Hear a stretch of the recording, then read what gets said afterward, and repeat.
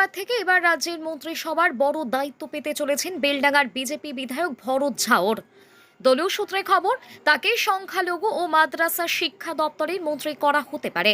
এই খবরে ইতিমধ্যে রাজনৈতিক মহলে জোর চর্চা শুরু হয়েছে। 18তম পশ্চিমবঙ্গ বিধানসভা নির্বাচনে বেলডাঙ্গা কেন্দ্র থেকে জয়লাভ করার পর থেকেই ভরত ঝাওরকে নিয়ে দলের অন্দরমহলে বিশেষ গুরুত্বের আলোচনা চলছিল।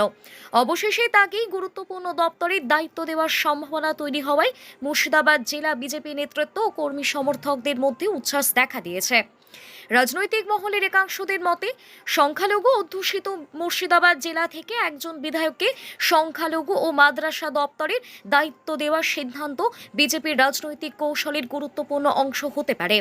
এর মাধ্যমে জেলার উন্নয়ন ও সংখ্যালঘু সম্প্রদায়ের সঙ্গে আরও নিবিড় যোগাযোগ বাড়ানোর বার্তা দেওয়া হচ্ছে বলেও মত রাজনৈতিক বিশ্লেষকদের। যদিও সরকারিভাবে এখনও পূর্ণাঙ্গ মন্ত্রিসভার তালিকা প্রকাশ করা হয়নি, তবে বিজেপি সূত্রে ভরত ঝাওয়ের নাম প্রায় নিশ্চিন্ত বলেই দাবি করা হচ্ছে। আগামী শপথ গ্রহণ অনুষ্ঠানের পরই নতুন মন্ত্রিসভার আনুষ্ঠানিক ঘোষণা হতে পারে। বিস্তারিত ভিডিও চিত্রে এই নিউজ লাইভ এক্সক্লুসিভ প্রতিবেদন।